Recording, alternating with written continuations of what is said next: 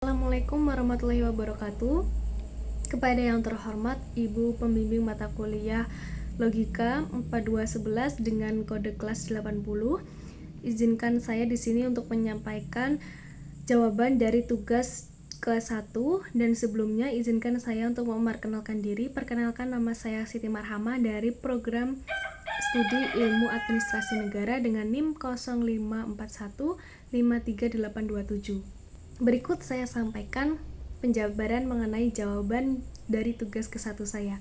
Di sini saya akan menjelaskan mengenai term yang ada di logika, di mana term itu sendiri terbagi menjadi beberapa jenis. Di sini saya akan membahas 3 jenis term yang ada di dalam mata kuliah logika. Yang pertama, term berdasarkan konotasi. Yang kedua, term berdasarkan denotasi.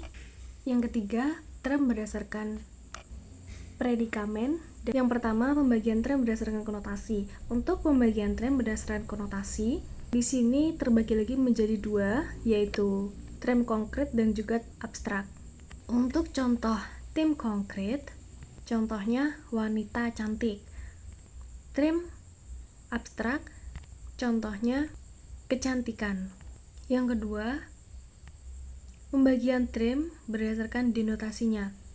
Pembagian term berdasarkan denotasinya juga dibagi lagi atau dikelompokkan menjadi 2, yaitu secara khusus dan juga secara umum.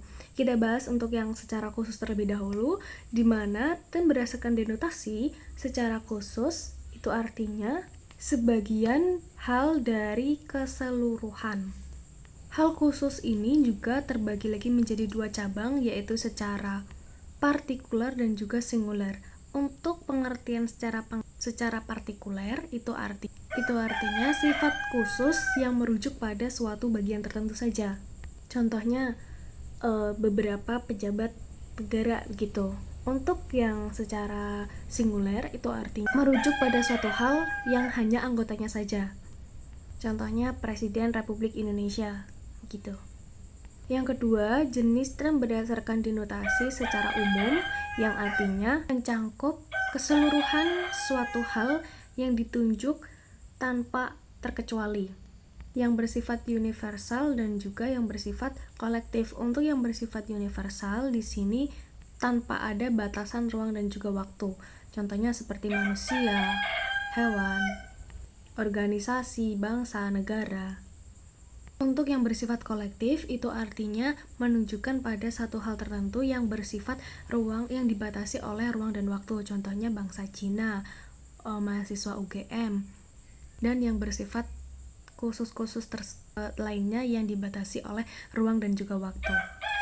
Yang selanjutnya, term berdasarkan predikamen. Untuk term berdasarkan predikamen ini sendiri atau disebut dengan keberadaannya sesuatu, di mana predikamen dibagi lagi menjadi 2, yaitu ada substansi dan juga ada aksidensia. Untuk substansi sendiri itu artinya hakikat yang ada di dalam diri yang bisa berdiri sendiri. Contohnya adalah manusia. Untuk predikamen selanjutnya yaitu predikamen aksidensia, di mana dalam predikamen ini tidak dapat berdiri dengan sendirinya, contohnya terpelajar.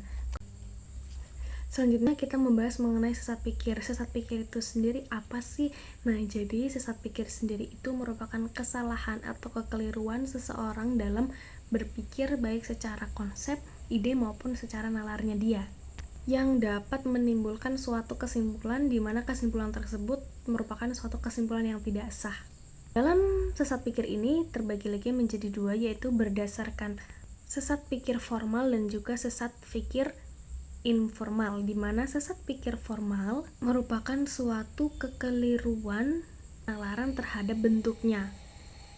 Contoh sesat pikir formal, contohnya semua binatang yang bisa terbang adalah binatang bersayap.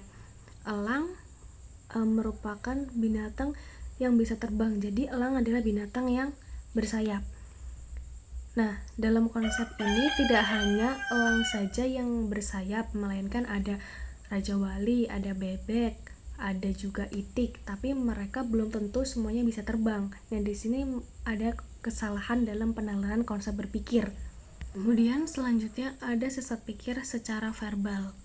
di mana dalam sesat pikir ini dari kalimat tersebut memiliki makna yang multi tafsir atau lebih dari satu kemaknaannya saja. Contohnya, semua yang bisa terbang itu pasti bersayap, dan perasaan ini sekarang lagi terbang. Jadi perasaan ini pasti bersayap.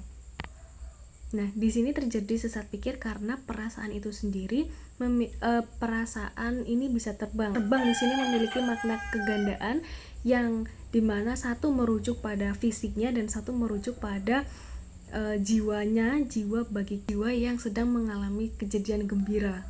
Yang ketiga, ada contoh sesat pikir material, di mana sesat pikir material ini kekeliruan terhadap isinya.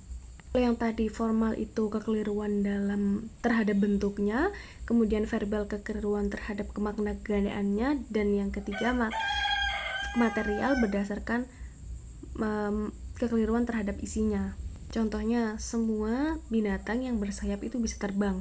Ayam, itik itu binatang yang bersayap, tapi belum tentu mereka bisa terbang. Di sini terjadi kesalahan dalam penafsiran inti dalam isinya bahwa tidak semua binatang yang bersayap pasti bisa terbang. Dengan dibuktikan dengan bebek, ayam, itik itu merupakan hewan bersayap tapi tidak bisa terbang. Gimana cara kita agar terhindar dari sesat pikir tersebut? Salah satu contohnya yang bisa kita lakukan yaitu dengan cara mencoba untuk berlatih berpikir secara kritis, dimana dengan berlatih berpikir secara kritis kita dapat melatih otak kita untuk tidak menyimpulkan suatu kejadian atau suatu hal secara cepat, tetapi juga secara matang, supaya tidak terjadi kesalahan-kesalahan dalam setiap penafsiran dari kalimat-kalimat yang diutarakan. Lalu terbuka terhadap pembelajaran. Dalam setiap pembelajaran yang disampaikan pasti memiliki ada makna tertentu di dalamnya untuk yang bisa kita ambil dalam penerapan kehidupan sehari-hari. Nah, tujuan kita terbuka terhadap setiap pembelajaran yang diberikan supaya kita bisa mengerti pembelajaran seperti ini, penerapannya seperti ini, pembelajaran ini diterapkannya seperti ini, supaya tidak ada kesalahan-kesalahan dalam penerapan pembelajaran yang sudah disampaikan. Yang ketiga, untuk yang terakhir, agar kita terhindar dari sesat pikir, kita usahakan untuk berangkatlah dari realita ataupun suatu kenyataan, yang dimana realita tersebut sudah terbukti bahwa kebenarannya seperti apa. Saya sampaikan pada tugas ke-1 ini. Mohon maaf apabila ada kesalahan kata maupun ada kesalahan penyampaian, baik secara salah jawab soal maupun salah dalam penafsiran. Dengan segala kerendahan hati mohon untuk dibimbing. Akhiri wabillahi taufiq wal hidayah. Wassalamualaikum warahmatullahi wabarakatuh.